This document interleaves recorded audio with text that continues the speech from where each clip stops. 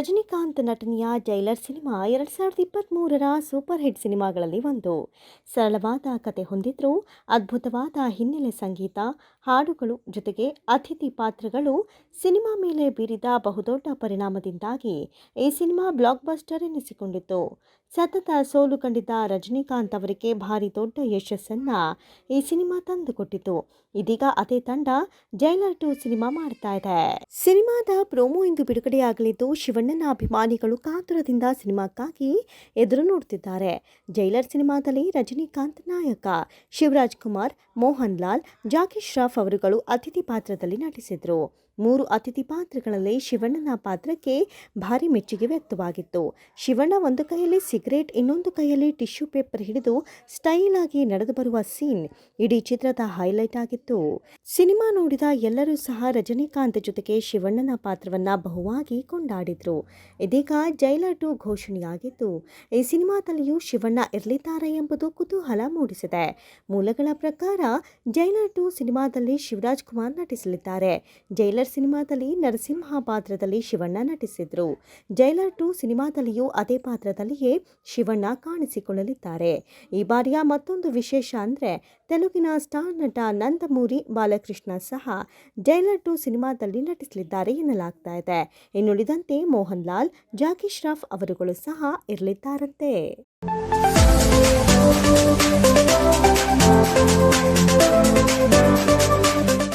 ಯುವರಾಜ್ ಕುಮಾರ್ ಅವರ 2ನೇ ಸಿನಿಮಾ ರೋಹಿತ್ ಪದಕಿ ನಿರ್ದೇಶನದ ಯಕ್ಕ ಚಿತ್ರ ಸದ್ಯ ನಿರ್ಮಾಣ ಹಂತದಲ್ಲಿದೆ.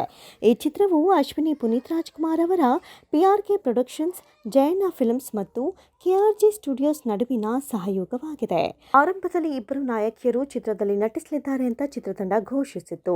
ನಟಿ ಸಂಪದಾ ಈಗಾಗಲೇ ನಾಯಕಿಯಾಗಿ ಆಯ್ಕೆಯಾಗಿದ್ರೆ, ಚಿತ್ರತಂಡದಿಂದ ಇದೀಗ ಸಂಜನಾ ಆನಂದ್ ಅವರನ್ನ ನಾಯಕಿಯಾಗಿ ಆಯ್ಕೆ ಮಾಡಿದೆ. ಕೆಮಿಸ್ಟ್ರಿ ಆಫ್ ಕರಿಯಪ್ಪ ಚಿತ್ರದಲ್ಲಿನ ಪಾತ್ರದಿಂದ ಗಮನ ಸೆಳೆದ ಸಂಜನಾ ನಂತರ ದುನಿಯಾ ವಿಜಯ್ ಅವರೊಂದಿಗಿನ ಸಲಗ ಚಿತ್ರದಲ್ಲಿ ನಟಿಸಿದ್ರು. ದಿನಕರ್ ತೂಗುದೀಪ ನಿರ್ದೇಶನದ ಮುಂಬರುವ ರಾಯಲ್ ಚಿತ್ರ ಬಿಡುಗಡೆಗೆ ಎದುರು ನೋಡ್ತಾ ಇದ್ದು, ನಟ ವಿರಾಟ್ ಅವರಿಗೆ ಜೋಡಿಯಾಗಿದ್ದಾರೆ. ಈ ಚಿತ್ರ ಜನವರಿ 24ರಂದು ಬಿಡುಗಡೆಯಾಗಲಿದೆ. ಇದೀಗ ಸಂಜನಾ ಯಕ್ಕ ಚಿತ್ರತಂಡ ಸೇರಲು ಸಿದ್ಧವಾಗಿದ್ದಾರೆ. ಯುವರಾಜ್ ಕುಮಾರ್ ಅವರೊಂದಿಗೆ ಮೊದಲ ಬಾರಿಗೆ ಜೋಡಿಯಾಗಲಿದ್ದಾರೆ. ಯಕ್ಕ ಬೆಂಗಳೂರಿನ ಕರಾಳ ಮತ್ತು ಅಪಾಯಕಾರಿ ಭೂಗತ ಜಗತ್ತಿನ ಓರ್ವ ವ್ಯಕ್ತಿಯ ಪ್ರಯಾಣದ ಕಥೆಯಾಗಿದೆ. ಚಿತ್ರದಲ್ಲಿ ಅತುಲ್ ಕುಲಕರ್ಣಿ, ಶ್ರುತಿ ಕೃಷ್ಣ ಮತ್ತು ರಾಹುಲ್ ದೇವ್ ಶೆಟ್ಟಿ ಕೂಡ ಇದ್ದಾರೆ. ಚಿತ್ರಕ್ಕೆ ಚರಣ್ ರಾಜ್ ಸಂಗೀತ ನೀಡಿದ್ದಾರೆ.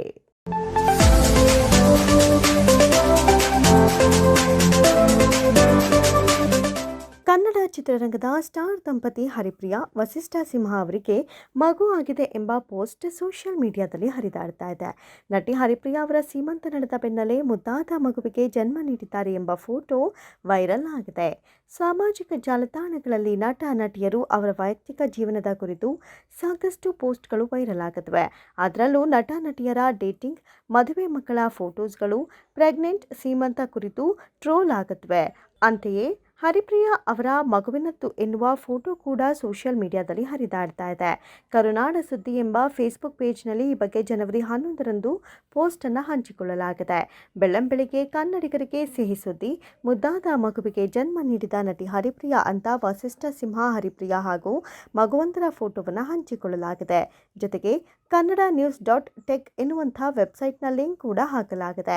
ಈ ಪೋಸ್ಟ್ ಬಗ್ಗೆ ಸಜಗ್ ತಂಡವು ತನಿಖೆ ನಡೆಸಿತ್ತು. ಮೊದಲಿಗೆ ವಸಿಷ್ಠ ಸಿಂಹ ಅವರ ಇನ್ಸ್ಟಾಗ್ರಾಂನ ಹುಡುಕಿದಾಗ ಮಗು ಜನಿಸಿದ ಬಗ್ಗೆ ಯಾವುದೇ ಪೋಸ್ಟ್ ಹಾಕಿರಲಿಲ್ಲ. ಅಂತೆಯೇ ಹರಿಪ್ರಿಯಾ ಅವರ ಸೋಷಿಯಲ್ ಮೀಡಿಯಾ ಖಾತೆಯಲ್ಲಿಯೂ ಮಗು ಜನಿಸಿದ ಬಗ್ಗೆ ಮಾಹಿತಿ ಹಂಚಿಕೊಂಡಿರಲಿಲ್ಲ. ಇನ್ನು ನ್ಯೂಸ್ ಚಾನೆಲ್ಗಳು ಹರಿಪ್ರಿಯಾ ಅವರ ಸೀಮಂತದ ಬಗ್ಗೆ ವರದಿ ಮಾಡಿದ್ವೇ ವಿನಃ ಮಗು ಜನಿಸಿದ ಬಗ್ಗೆ ಯಾವುದೇ ವರದಿ ಇರಲಿಲ್ಲ.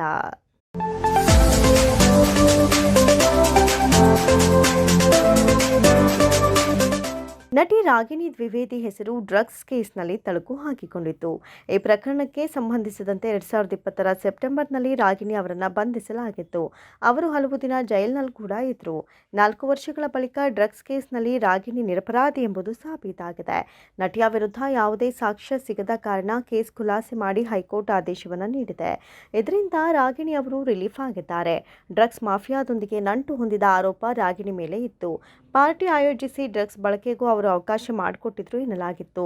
ಈ ಕಾರಣಕ್ಕೆ NDPS ಆಕ್ಟ್ ಅಡಿಯಲ್ಲಿ ಅವರ ವಿರುದ್ಧ ಕೇಸ್ ದಾಖಲಿಸಲಾಗಿತ್ತು. ಆದರೆ ಈ ಬಗ್ಗೆ ಯಾವುದೇ ಸಾಕ್ಷ್ಯಾಧಾರ ಸಿಕ್ಕಿಲ್ಲ ಎನ್ನಲಾಗಿದೆ. ಕೇವಲ ಸಹ ಆರೋಪಿಗಳ ಹೇಳಿಕೆಯನ್ನಾಧರಿಸಿ ರಾಗಿಣಿ ವಿರುದ್ಧ ಕೇಸ್ ದಾಖಲಿಸಲಾಗಿತ್ತು. ಆದರೆ ಯಾವುದೇ ಸಾಕ್ಷ್ಯಗಳನ್ನು ಒದಗಿಸಿಲ್ಲ ಅಂತ ರಾಗಿಣಿ ಪರ ವಕೀಲ ಮೊಹಮ್ಮದ್ ತಾಹಿರ್ ವಾದ ಮಾಡಿದ್ರು. ಈ ವಾದವನ್ನು ಪರಿಗಣಿಸಿದಂಥ ನ್ಯಾಯಮೂರ್ತಿ ಹೇಮಂತ್ ಚಂದನ್ ಗೌಡರ್ ಅವರ ನೇತೃತ್ವದ ಹೈಕೋರ್ಟ್ ಏಕಸದಸ್ಯ ಪೀಠ ಪ್ರಕರಣ ರದ್ದುಪಡಿಸಿ ಆದೇಶವನ್ನು ಹೊರಡಿಸಿದೆ. A4 ಪ್ರಶಾಂತ್ ರಂಕ ವಿರುದ್ಧದ ಪ್ರಕರಣ ಕೂಡ ರದ್ದಾಗಿದೆ.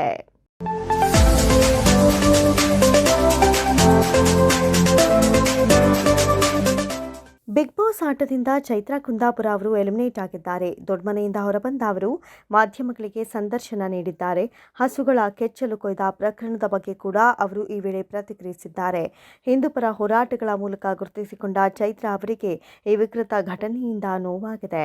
ಹಸುಗಳ ಕೆಚ್ಚಲು ಕೊಯ್ದವರಿಗೆ ಕಠಿಣ ಶಿಕ್ಷೆಯಾಗಬೇಕು ಅಂತ ಚೈತ್ರಾ ಅವರು ಹೇಳಿದ್ದಾರೆ. ಘಟನೆಯ ಬಗ್ಗೆ ಕೇಳಿ ತಮಗೆ ಆಘಾತ ಆಯಿತು ಅಂತ ಕೂಡ ಅವರು ಹೇಳಿದ್ದಾರೆ. ನಾವು ಗೋವುಗಳನ್ನು ಕೇವಲ ಪ್ರಾಣಿ ಎಂದು ನೋಡುವುದಿಲ್ಲ. ನಮಗೆ ಅಕ್ಷರಶಃ ಗೋಮಾತೆಯವಳು, ಮುಕ್ಕೋಟಿ ದೇವರುಗಳ ಆವಾಸ ಸ್ಥಾನ ಆಗಿರುವ ಗೋವಿನ ಕೆಚ್ಚಲನ್ನು ಕೊಯ್ಯುವಂತಹ ವಿಕೃತಿ ಮೆರೆಯುತ್ತಾರೆ ಅಂದರೆ ಇವರ ಮನಸ್ಥಿತಿ ಎಂಥದ್ದು, ಇವರು ಎಂಥ ವಾತಾವರಣದಲ್ಲಿ ಬೆಳೆದಿರ್ತಾರೆ ಎಂಬುದನ್ನು ನಾವೆಲ್ಲ ಆಲೋಚನೆ ಮಾಡಬೇಕು ಎಂದಿದ್ದಾರೆ ಚೈತ್ರಾ ಕುಂದಾಪುರ. ಕುಡಿದ ಮತ್ತಿನಲ್ಲಿ ಆತ ಈ ಕೃತ್ಯ ಮಾಡಿದ್ದಾನೆ ಎಂಬ ಮಾತುಗಳು ಕೇಳಿ ಬರ್ತಾ ಇದೆ. ಆದರೆ ಕುಡಿದ ಮತ್ತಿನಲ್ಲಿ ಯಾರು ಕೂಡ ಇಂಥ ವಿಕೃತಿ ಮೆರೆಯಲ್ಲ. ಉದ್ದೇಶಪೂರ್ವಕವಾಗಿಯೇ ಈ ಕೆಲಸ ಮಾಡಿದ್ದಾನೆ. ಈ ಪ್ರಾಣಿ ದಯಾ ಸಂಘಗಳು ಎಲ್ಲಿದ್ದಾವೆ ಅಂತ ನನಗೆ ಆಶ್ಚರ್ಯ ಆಗ್ತಾ ಇದೆ. ನಾಯಿಗಳಿಗಾಗಿ, ಬೆಕ್ಕುಗಳಿಗಾಗಿ ಧ್ವನಿ ಎತ್ತುತ್ತೀರಿ. ನಿಮ್ಮ ಪ್ರಾಣಿಗಳ ವಿಭಾಗದಲ್ಲಿ ಹಸು ಬರೋದಿಲ್ವೇ ಅಂತ ಚೈತ್ರಾ ಅವರು ಪ್ರಶ್ನಿಸಿದ್ದಾರೆ. ತಾಯಿ 3 ವರ್ಷಗಳ ಕಾಲ ಮಗುವಿಗೆ ಎದೆ ಹಾಲು ಕುಡಿಸ್ತಾಳೆ. ಆದರೆ ಜೀವನ ಪರ್ಯಂತ ನಮಗೆ ಹಾಲು ನೀಡಿ ಸಾಕುವವಳು ಗೋಮಾತೆ. ಜಗತ್ತಿನ ಬೇರೆ ಯಾವುದೇ ಪ್ರಾಣಿಗೂ ತಾಯಿ ಎನ್ನುವ ಸ್ಥಾನವನ್ನು ನೀಡಿಲ್ಲ. ಗೋವಿಗೆ ಗೋಮಾತೆ ಎನ್ನುವಂಥ ಸ್ಥಾನವನ್ನು ಕೊಟ್ಟಿದ್ದು ಯಾಕಂದರೆ ಆಕೆ ಮನುಕುಲವನ್ನು ಬದುಕಿನುದ್ದಕ್ಕೂ ಸಾಕುತ್ತಾಳೆ. ಇದು ನಮ್ಮೆಲ್ಲ ಧಾರ್ಮಿಕ ಭಾವನೆ. ಆದ್ದರಿಂದ ಪ್ರಾಣಿದಯಾ ಸಂಘಗಳು ಇದನ್ನು ಗಂಭೀರವಾಗಿ ತೆಗೆದುಕೊಳ್ತಾ ಇಲ್ಲ ಅನಿಸ್ತಾ ಇದೆ ಅಂತ ಚೈತ್ರಾ ಕುಂದಾಪುರ ಹೇಳಿದ್ದಾರೆ.